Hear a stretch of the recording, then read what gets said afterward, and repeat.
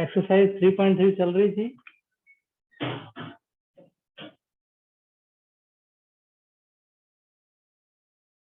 Question 2 हो गया था ना? Yes sir.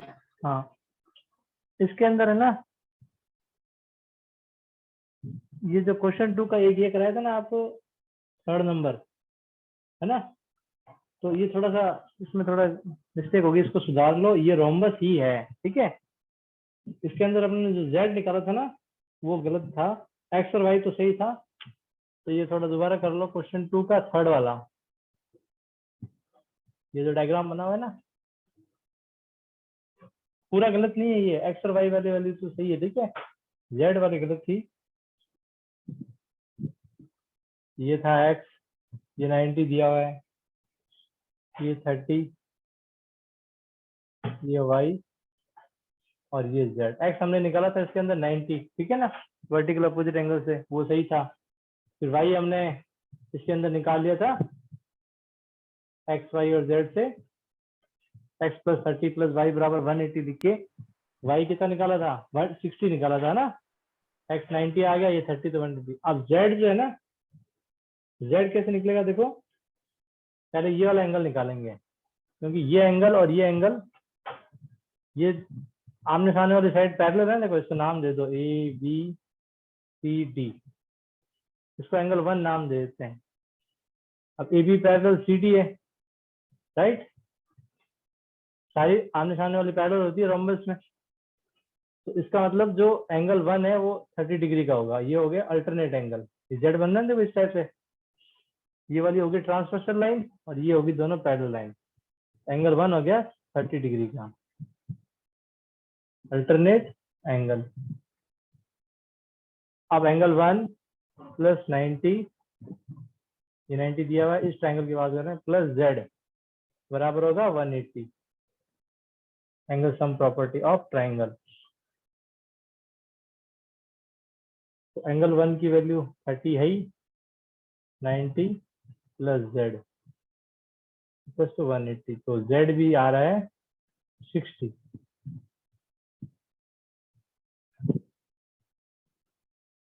वैसे आप यहाँ से डायरेक्ट भी निकाल सकते हो, वाई और जेड भी अल्टरनेट एंगल है, क्योंकि वाई भी 60 आया था तो जेड भी 60 हो सकता है। क्या तो जो आपने वो पहले करवाया बाद से, पूरा मत काटो, उसमें एक्स और वाई तो सही था, एक्स और वाई निकाला था ना वो तो सही था, जो जेड निकाला था ना वो काट के ये लिख लो, ठीक है।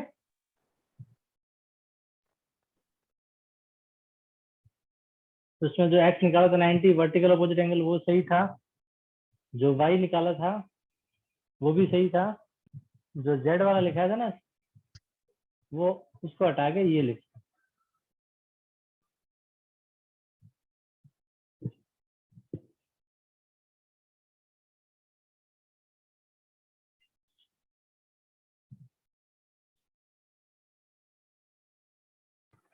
सर एक बार मिटाना मैं। हाँ नहीं उतार लो, नहीं उतार।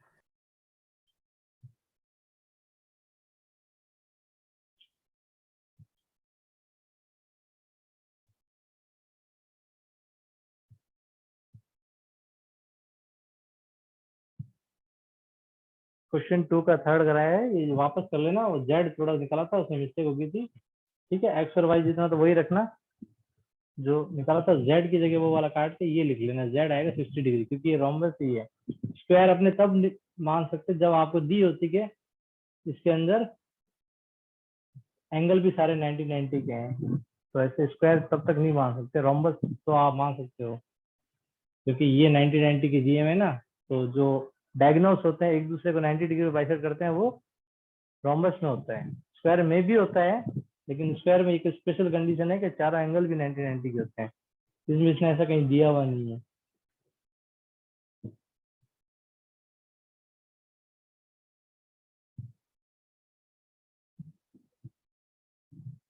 हो गया।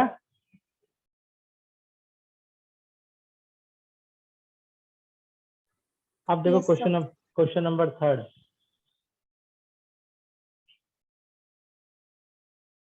क्वेश्चन नंबर 3 में है, can a quadrilateral ABCD be a parallelogram if. इसमें नीचे 3 कंडीशन दी हुई है, आपको ये बताना है क्या एक एबीसीडी एक पैरेललोग्राम हो सकता है अगर। तो देखो सबसे पहले तो एक पैरेललोग्राम बना लो एबीसीडी, ठीक है ना, ऐसे रफ डायग्राम जरूर बनाना, क्योंकि बिना डायग्राम बनाए हमें नहीं पता चलेगा। और नाम हमेशा सीरियल ऑर्डर में देना है, ए बी सी डी, ठीक है। ऐसे नहीं कि यहाँ ए दे दिया, फिर बी यहाँ दे दिया, सी यहाँ दे दिया, डी यहाँ, ऐसा उल्टा सीधा नहीं देना। कहीं से भी स्टार्ट करो, नाम ऑर्डर अल्फाबेटिक ऑर्डर में होनी चाहिए। ए यहाँ से स्टार्ट किया तो बी यहीं आएगा, या यहाँ भी आ सकता है। अगर ए बी सी डी इधर भी हो सकता है, ए बी सी डी ऐसे भी हो सकता है, क्योंकि नाम देने से भी बहुत फर्क पड़ता है। अब इसका पहला केस क्या है, पहले केस में कह रहा है angle D plus angle B बराबर 180। अब आप बताओ क्या ये पैरेललोग्राम हो सकता है इस कंडीशन के साथ में?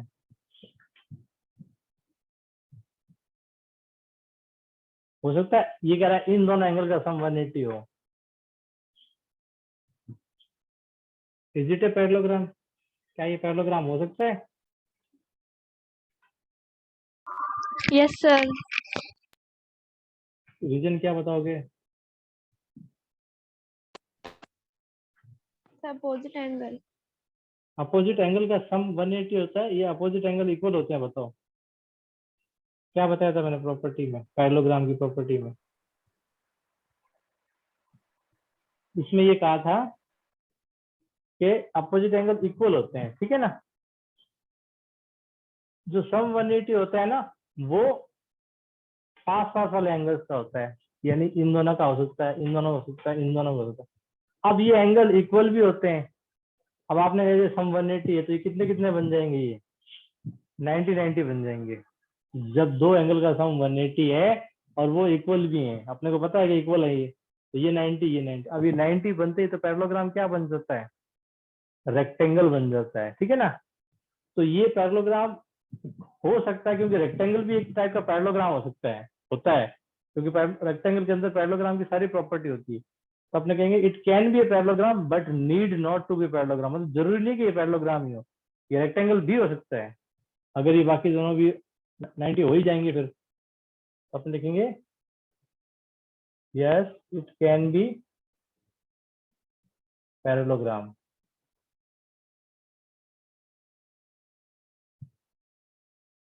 But need not to B.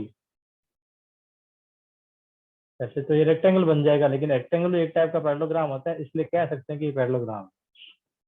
खाली पैरेललोग्राम क्या ये सही नहीं होगा, ये रेक्टेंगल भी है। सेकंड पॉइंट, ए बी और डी सी 8 सेंटीमीटर है और ए डी 4 सेंटीमीटर है और बी सी 4.4 सेंटीमीटर। देखो ए बी ये दोनों तो 8 है, ठीक है, ये वाली 4 है और ये 4.4 है। अब बताओ हो सकता है कि नहीं हो सकता?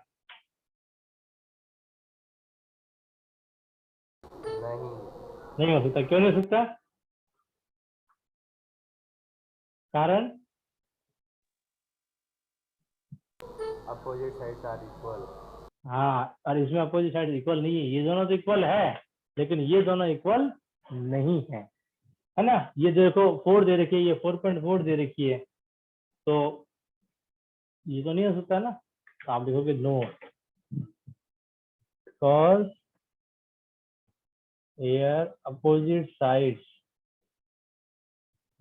दोनों इक्वल होनी चाहिए ना। अपोजिट साइड्स कौन सी? AD and BC are not equal.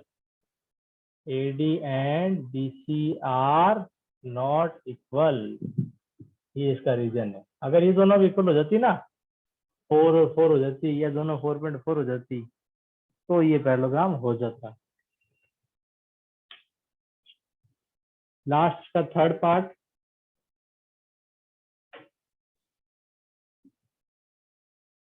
Angle A 70 angle C 65। Angle A जो है वो 70 डिग्री का है और एंगल बी 65 डिग्री का है।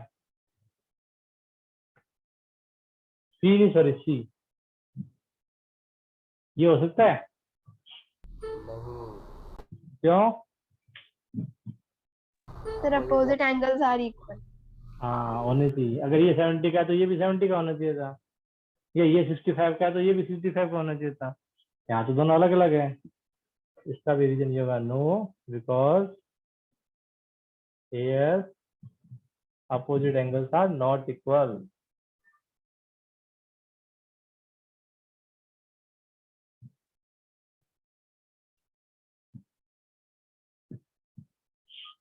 ये हो गया थर्ड क्वेश्चन, ये उतार लो।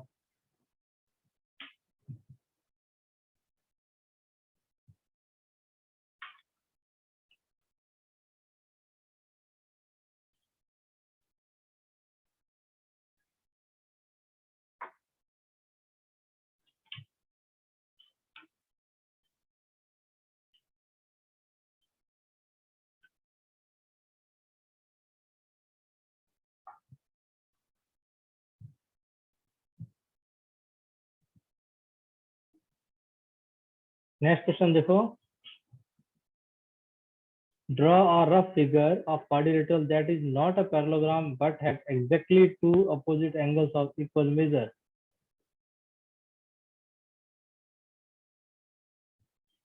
ये कह रहा है एक रफ फिगर बनाओ क्वाड्रिलेटरल, चार साइड का, लेकिन पैरेललोग्राम नहीं होना चाहिए, लेकिन उसके अपोजिट एंगल्स इक्वल होने चाहिए।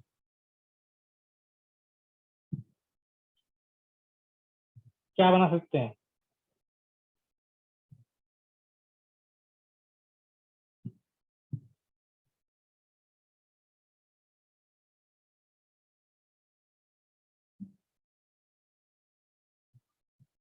इसमें अपोजिट एंगल्स इक्वल हो, लेकिन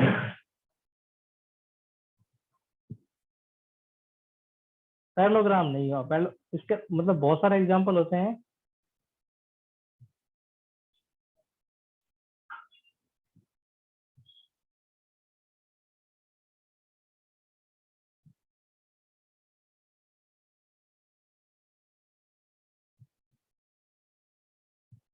ये तो उतार लिया।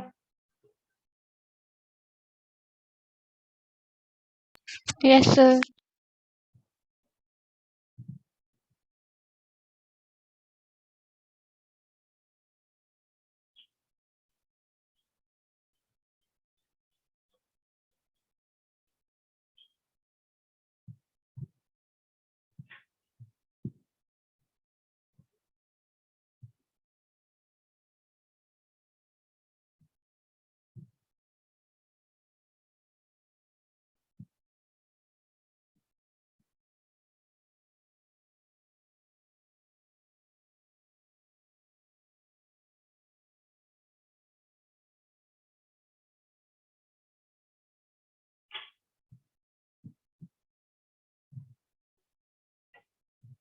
ये कह रहा है देखो पैरेललोग्राम नहीं आना चाहिए, तो हमें ऐसा डायग्राम बनाना पड़ेगा जो पैरेललोग्राम नहीं हो और उसकी प्रॉपर्टी वाला भी कोई क्वाड्रिलेटरल नहीं हो। जैसे अगर आप रेक्टेंगल बना देते हो तो रेक्टेंगल भी एक टाइप का पैरेललोग्राम होता है, स्क्वायर भी पैरेललोग्राम होता है, रोमबस भी एक टाइप का पैरेललोग्राम होता है।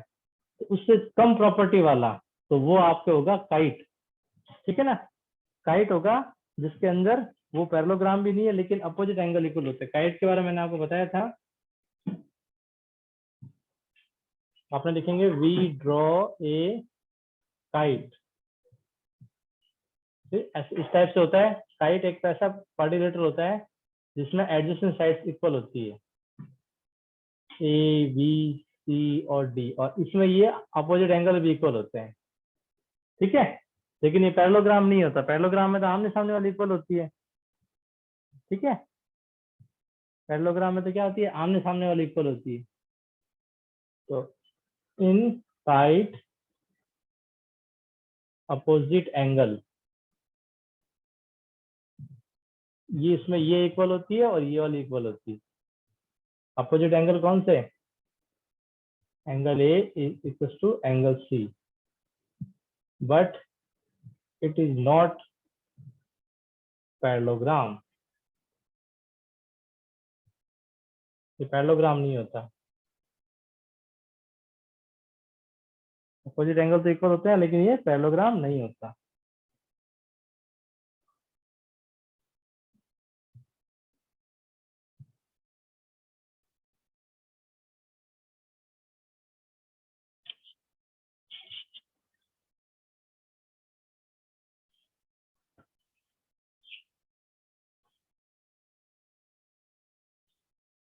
नेक्स्ट क्वेश्चन देखो, the measure of two adjacent angles of parallelogram in the ratio 3:2। Adjacent का मतलब पास पास वाला है ना, उनका जो रेशियो है वो 3:2 है। Find the measure of each of the angle of parallelogram, तो आपको इसके सारे एंगल निकालने हैं पैरेललोग्राम के।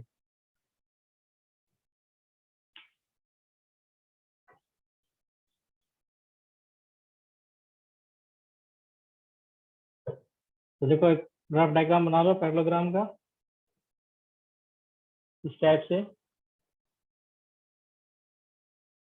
और ये नाम दे दो ए बी सी डी। अब एडजेसेंट एंगल का रेशियो दिया हुआ है तो आप कोई से भी दो मान सकते हो, ये दो भी मान सकते हो, ए और बी और सी भी ले सकते हो, सी और डी भी, या डी और ए। अपने ए और बी को मान देते हैं।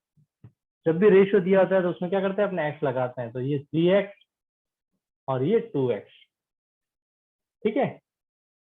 3:2 दिया ना, तो अपन लिखेंगे let angle A equals to 3x और angle B equals to 2x। अब हमें ये पता है कि एंगल ए और एंगल बी दोनों का सम कितना होता है, 180। क्यों होता है, ये कौन से एंगल होते हैं, इंटीरियर एंगल, ठीक है। यहाँ वैल्यू पुट करो, ए की जगह रखो 3x, बी की जगह रखो 2x इक्वल्स टू 180। तो ये कितना आ जाएगा, 5x बराबर 180। x की वैल्यू आ गई 180 अपॉन 5। 5 से ये पूरा पूरा जाता है 36 बार। x की वैल्यू कितनी आई, 36। तो एंगल ए अपना 3x है तो कितना हो जाएगा, 3 इंटू 36 यानी 108 डिग्री का। और एंगल बी कितना हो जाएगा, 2x, 2 इंटू 36 यानी 72 डिग्री का।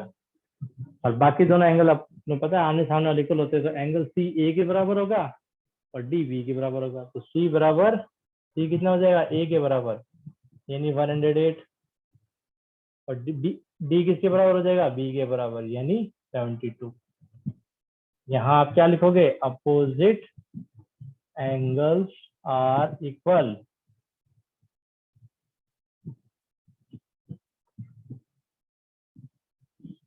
ठीक है, इस प्रकार से चारों एंगल निकल गए।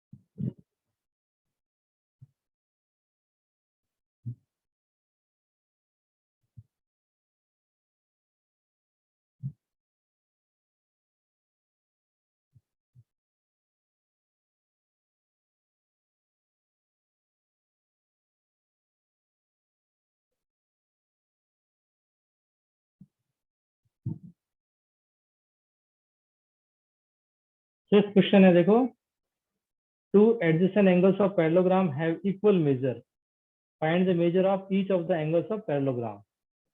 अब ये कह रहा है ये जो एडजेसेंट एंगल्स है ना, अब ये दोनों इक्वल है, ठीक है। ये दोनों क्या है, इक्वल है। इक्वल होते ये फिर बन जाएंगे 90-90। तो ये डायग्राम जो आपका पैरेललोग्राम से क्या बन जाएगा, रेक्टेंगल बन जाएगा। तो रेक्टेंगल में चारों 90 के होते हैं, बस ये फाइंड करके दिखाओ इसके अंदर। तो आप डायग्राम में रेक्टेंगल के बना लो, क्योंकि ये कह रहा है कि इक्वल है ए और बी। छठे क्वेश्चन में देखो,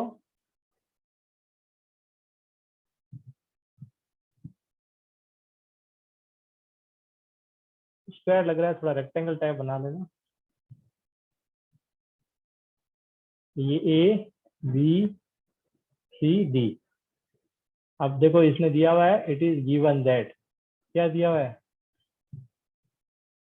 angle A equals to angle B, question में दिया एडजेसेंट एंगल इक्वल है, तो एंगल ए और एंगल बी हुए एडजेसेंट, बी और सी भी लिख सकते हो, सी और डी भी लिख सकते हैं, डी और ए भी। अब अपने को पता है कि angle A plus angle B ये होता है 180, क्योंकि ये होते हैं इंटीरियर एंगल।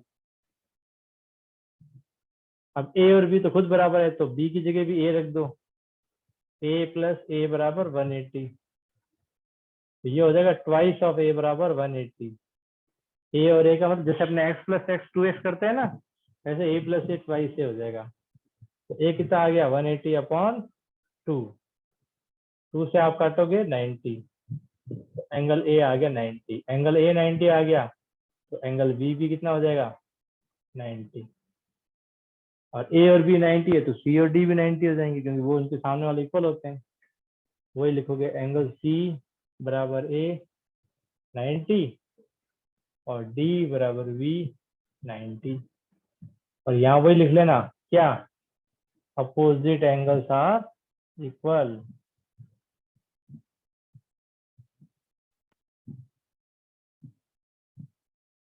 मतलब अगर पैरेललोग्राम में एक भी एंगल 90 का हो जाता है ना, सारे 90 के बन जाते हैं, और वो पैरेललोग्राम क्या बन जाता है, रेक्टेंगल।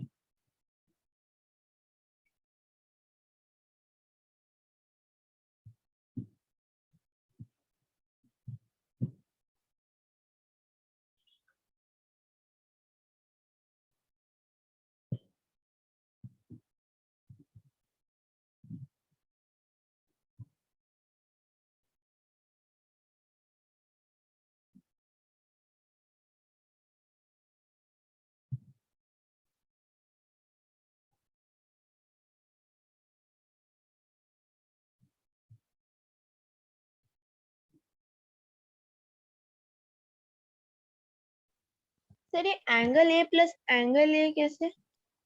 बी की जगह भी ए लिख दिया, क्योंकि ए और बी इक्वल है ना, तो बी की जगह भी ए लिख दिया।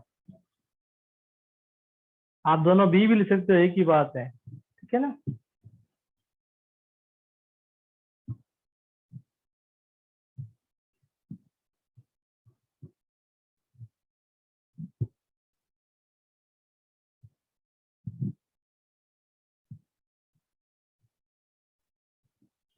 नेक्स्ट देखो क्वेश्चन नंबर 7, सर 2 मिनट।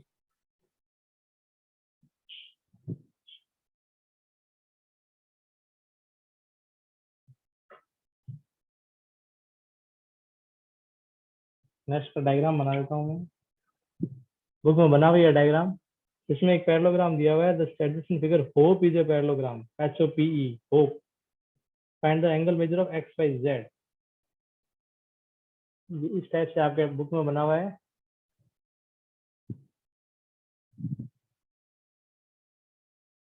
ये है, ये x दिया हुआ है, ये फाइंड करना है, ये उसका एक डायगोनल है, ये 40 डिग्री, ये z,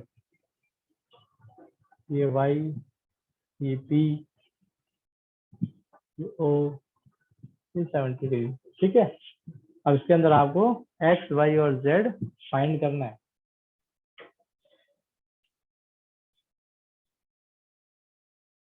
सबसे पहले तो देखो y जो है 40 डिग्री होगा, क्यों होगा, क्योंकि ये अल्टरनेट एंगल है, देखो ना, ये दोनों लाइनें पैरेलल होती है और ये इस टाइप से z बन रहा है, तो y बराबर 40 डिग्री अल्टरनेट एंगल।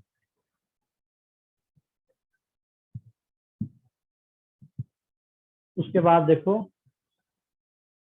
ये जो एक ट्राइंगल बन रहा है HPO, उसके लिए ये 70 डिग्री एक्सटीरियर एंगल है, ये आपने पहले पढ़ा हुआ है कि जो एक्सटीरियर एंगल है वो इंटीरियर एंगल के सम के बराबर होता है, यानी y प्लस z बराबर 70 का होगा। ये कहलाती है exterior angle property, exterior angle property. ये आपने 7th में काफी किए हैं ट्राइंगल वाले। y अपने को पता चल चुका है 40, तो z कितना आ गया 70 माइनस 40 यानी 30 डिग्री, z भी निकल गया। अब बचा x, देखो ये जो z आया वो इस वाले एंगल का अल्टरनेट होगा, है ना। कौन सा एंगल का? एंगल EPH, इसका पूरा नाम लिखा है मैंने EPH, बराबर होगा z, और ये बराबर आएगा 30 डिग्री। क्यों होगा? क्योंकि अल्टरनेट एंगल है। ठीक है, तो ये भी निकल गया। अब ये और ये तीनों मिला के होगा 180 इन ट्राइंगल EPH में। इन ट्राइंगल EPH एक 40 डिग्री, एक x और एक अभी जो निकाला ये EPH एंगल, ये तीनों मिलके होंगे 180। Reason ASP, angle sum property. तो x + 70 बराबर 180, x कितना आ गया 110। ये तीनों निकल गए। देखो y आया 40, z आया 30, x आया 110। ये जो रीजन लिखे हैं ना, ये इनको लिखना बहुत जरूरी है रखना। क्वेश्चन में भी इसने लिखा हुआ है state the properties you use to find them. अगर आप ये खाली ऐसा करके आ जाते हो, ये नहीं लिखते हो, तो इनके फिर कम से कम 1/2 या 3/4 नंबर कट जाते रहेगा। अगर मान लो क्वेश्चन 2 या 3 नंबर का आता है तो आधे से लेकर 3/4, इसलिए इनको लिखना बहुत जरूरी है, रीजन होने बहुत जरूरी है। सर यस, सर हमारे फर्स्ट टेस्ट कब से शुरू होंगे? अभी जल्दी आ जाएगा बेटा, आपके सिलेबस और टाइम टेबल 15 अगस्त के बाद आप ग्रुप में आ जाएगा, ठीक है ना। उसमें आपका टाइम टेबल भी हो सर जाएगा। बाकी अभी सब पहले होंगे क्लास क्या? टीचर कौन है? तुम्हारे क्लास टीचर तुम्हारी वर्षा मैडम है बेटा, वर्षा मैडम है, वर्षा मैडम है क्लास टीचर मेरे ख्याल से। हाँ, वर्षा मैडम ही है, क्योंकि 9th के तो महेंद्र सर हैं, 10th का मैं हूँ, 8th की वर्षा मैडम ही है, 6th की किशन सर है, 7th के साथ गुमान सर है, जो है ना और राखी। सर हमारे राखी, हाँ बोलिए। पहले होंगे क्या फर्स्ट टेस्ट नहीं, हमारे? राखी के बाद ही होंगे बेटा, पहले शायद ही होंगे। Okay sir. अभी मुझे कंफर्म कुछ भी नहीं है, जहां तक मैं सोच सर रहा हूँ। चैप्टर कटिंग हो गया? नहीं, कुछ नहीं, जितना भी कराया है ना वो आपके सारे आएंगे। जैसे मैं तो अपने बता दूं, ये 3 चैप्टर आएंगे, आप यही सिलेबस है 1, 2 और 3, तीनों चैप्टर कंप्लीट आएंगे। इसलिए आप होमवर्क कंप्लीट कर लेना और तैयारी कर लेना। सर मैथ में कितना करा दिया आपने सर? यहीं तक कराया 3.3। 2 लेसन करा दिया मैथ में सर हाँ, प्रैक्टिकल। इससे पहले 2 करा दिए, 3rd चल रहा है। तो मेरे तो अगर नहीं करा हुआ है तो मेरे तो आपको पता है वीडियो आते हैं, उस पर देख लेना, ठीक है ना। मेरे नाम से वो चैनल है यूट्यूब वाला, उसमें सारे वीडियो पड़े हैं, आप देख लेना उसके अंदर। अगर नहीं किसी ने होमवर्क किया हुआ है, किसी का काम नहीं किया हुआ है, तो उसमें आपको सारे मिल जाएंगे। यहाँ तक मैंने करा दिया और ये 3 चैप्टर कंप्लीट हो जाएगा इन 3 दिन की क्लास, और ये तीनों चैप्टर आपके फर्स्ट टेस्ट में आएंगे।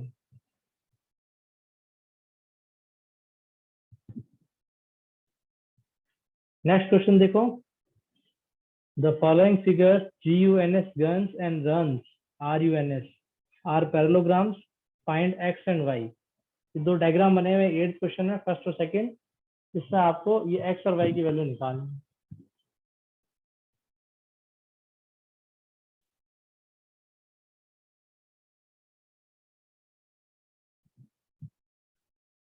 एट्थ का फर्स्ट देखो,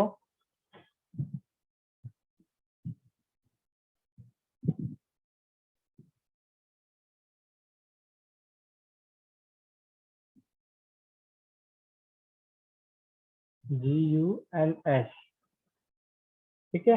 इसमें 26 दिया हुआ है, और ये 3y - 1, ये 18, ये 3x। पहले फर्स्ट करते हैं इसका।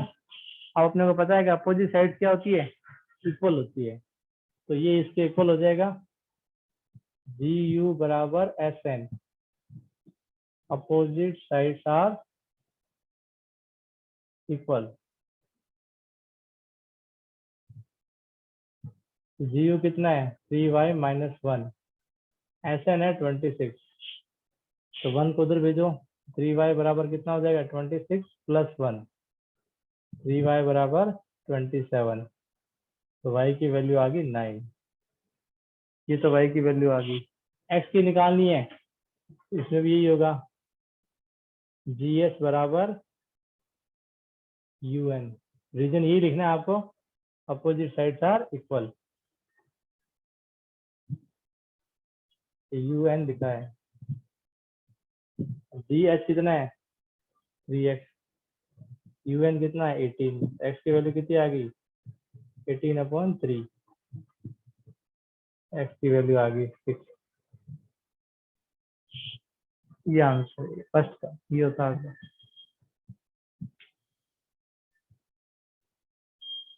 सर वो सेकंड लाइन में 3y के बाद क्या लिखा है? से ऊपर थ्री और ऊपर 3y -1 है ये। सर वो दोनों साथ में होंगे।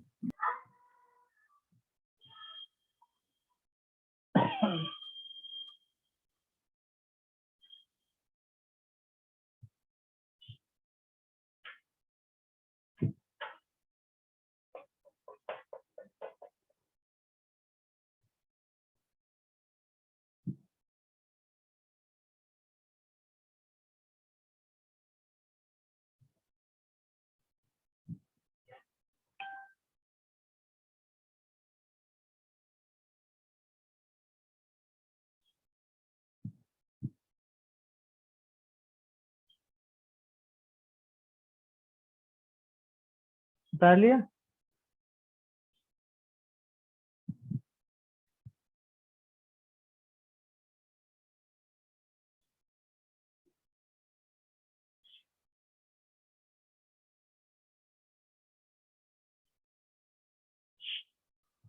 अब देखो सेकंड वाला इसका,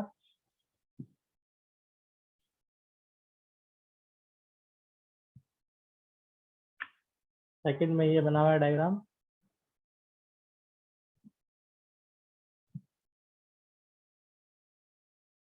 RUNS।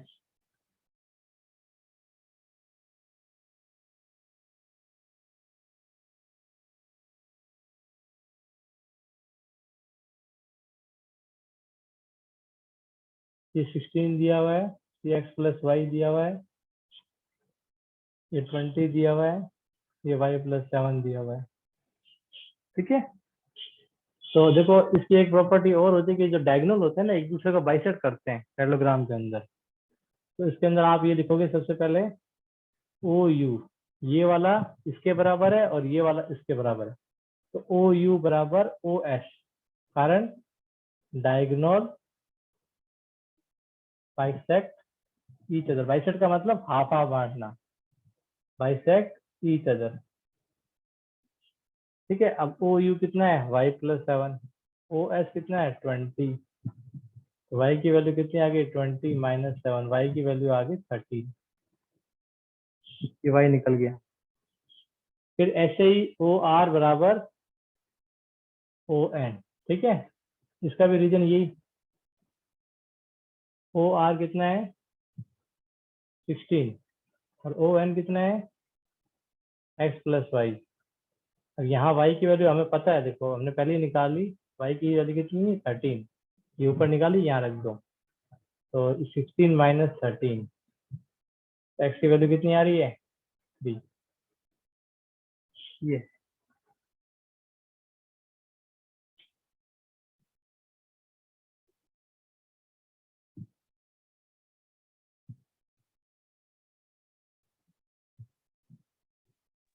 सर प्रैक्टिकल में कितने करा दिया आपने सर? यही है। मतलब अभी तक यही कराया है सर आपने? हाँ, प्रैक्टिकल का यही है, फर्स्ट और सेकंड जो है ना वो तो होमवर्क कॉपी हाँ, के ही है। और ये प्रैक्टिकल का है यार। हाँ, ये थर्ड चैप्टर प्रैक्टिकल का है। ठीक है सर।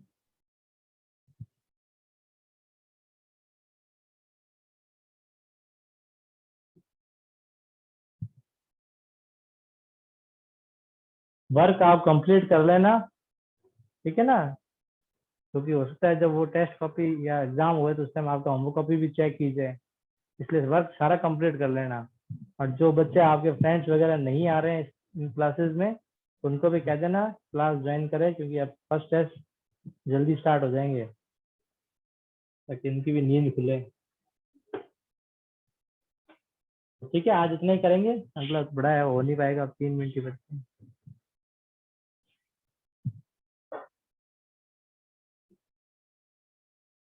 हो गया? No sir. उतार लो।